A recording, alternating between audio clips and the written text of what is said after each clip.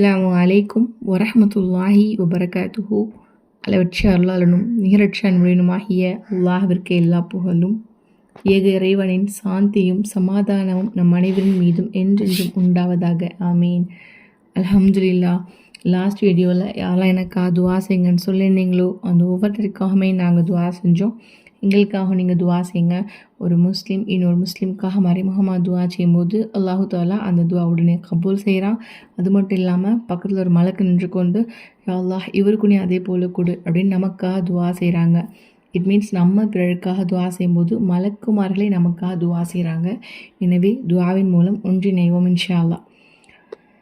இன்றைக்கி ஒரு வார்த்தையை பற்றி பார்க்க போகிறோம்.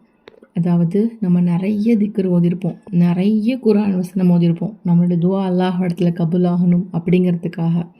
இந்த ஒரு வார்த்தை இது வரைக்கும் யாருக்குமே தோல்வியை கொடுத்ததே இல்லை. இட் மீன்ஸ் என்ன தேவைக்காக அவங்க ஓதுனாங்களோ அவங்களுக்கு அது கிடச்சிருக்கு. அல்ஹம்துலில்லாஹ். இது நானும் ஒரு ஓதி பலன் பெற்ற ஒரு சக்தி வாய்ந்த ஒரு வார்த்தை.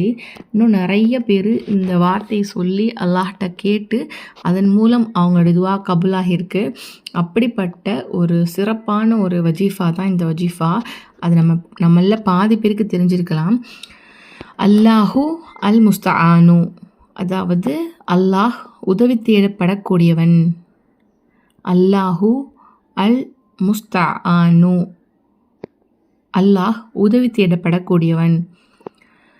இந்த வார்த்தை நம்ம நினைக்கலாம் இது ஒரு சாதாரண வார்த்தை தானே, இதில் எப்படி இது நம்மளுடைய துவா கபூலாகும், இந்த வார்த்தையை சொன்னால் எப்படி துவா கபூலாகும் அப்படின்னு. ஆனால் அல்லாஹு தாலா உதவி தேடப்படக்கூடியவன்.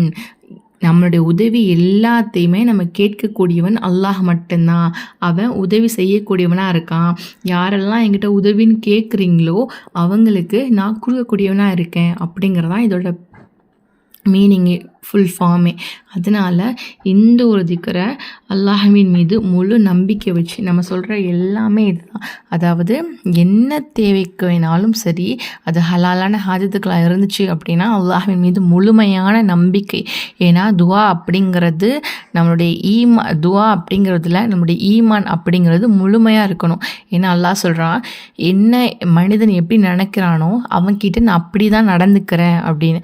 அதாவது அல்லாஹை பற்றி நமக்கு கொடுப்பான் இறைவன், நம்மளுடைய இறைவன் நம்மளுக்கு கொடுப்பான் அப்படின்னா நம்மளுக்கு கொடுப்பானா, இல்லை நம்மளுக்கு கொடுக்க மாட்டான் நம்மளை சோதிப்பான் அப்படின்னா அதுபோல் தான் நான் நடந்துக்கிறவேன் அப்படின்னு அல்லாஹ்வே சொல்கிறான்.